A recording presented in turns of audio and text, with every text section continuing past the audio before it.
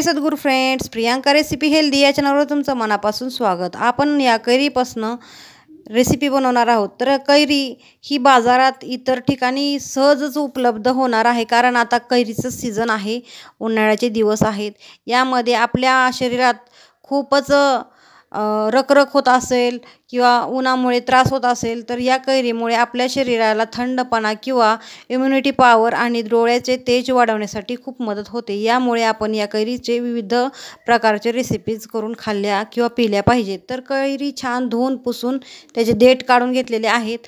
अर्धा तांब्या पाणी ओतून या कैऱ्या आपण या कुकरला लावून घेणार आहोत।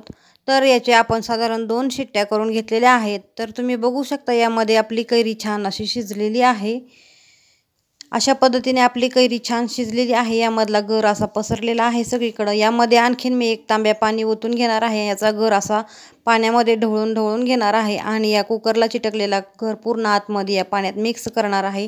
तर आपल्या या आंब्याच्या किंवा कैरीच्या सालेला काही सुद्धा राहिलेलं नाही, पूर्ण असं गर निघालेला आहे आणि कोईचा पण गर पूर्ण असा निघालेला आहे आणि या पाण्यामध्ये मिक्स झालेला आहे। आणि आपण यामध्ये आणखीन पाणी मिक्स करू। आपली कैरी आंबट असेल तर यामध्ये भरपूर पाणी बसेल, आंबट नसेल तर यामध्ये कमी पाणी बसेल। तर कैरी बघू शकता तुम्ही, या सालीला काहीही राहिलेलं नाही, तरी पण आपण अशा पद्धतीने चोळून या पाण्यामध्ये याचा आंबटपणा काढून घेणार आहोत, याचा गर काढून घेणार आहोत आणि आणखीन काही साल असतील तर ते पण असेच करून काढून घेणार आहोत।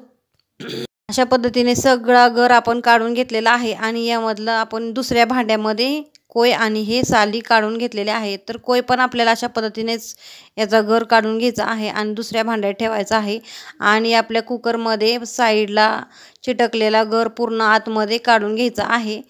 आणि यामध्ये असं काढून घेतल्यानंतर या कोय आणि साल आपल्याला दुसऱ्या पाण्यात छान असं धुवून याच्यामधला आंबटपणा आणि गर असं धुवून आपल्याला कुकरमधल्या पाण्यामध्ये मिक्स करून घ्यायचं आहे। तर अशा पद्धतीने आपण धुवून याचा पूर्ण गर काढून घेतलेला आहे आणि या कुकरमधल्या भांड्यामध्ये आपल्याला हे ओतून घ्यायचं आहे। तर उन्हाळ्याचे दिवस आहेत, प्रत्येकाच्या घरात तर अशा रेसिपी होणारच आहेत किंवा होतच असतात। तर अशा पद्धतीच्या विविध रेसिपी ज्या त्या सीझनला ज्या त्या खाल्ल्या पाहिजेत, पिल्या पाहिजेत, त्याशिवाय आपल्याला शरीराला योग्य ते पोषण मिळणार नाही। आणि ह्या आता पण्यामध्ये आपण हा पाव किलोच्या आकारानं गूळ आहे, म्हणजेच पावशेर गूळ आहे, तो मी यामध्ये टाकणार आहे। आणि तुम्हाला जसं पाहिजे तसं तुम्ही गूळ तुमच्या चवीनुसार तुम्ही टाकू शकता, जास्त कमी करू शकता गुळाचं प्रमाण। तर यामध्ये आपण सगळा गूळ टाकून घेतलेला आहे आणि अर्ध्या प्रमाणात तसंच ठेवलेला आहे आणि यामध्ये थोडंसं चवीनुसार आपल्याला मीठ टाकून घ्यायचं आहे।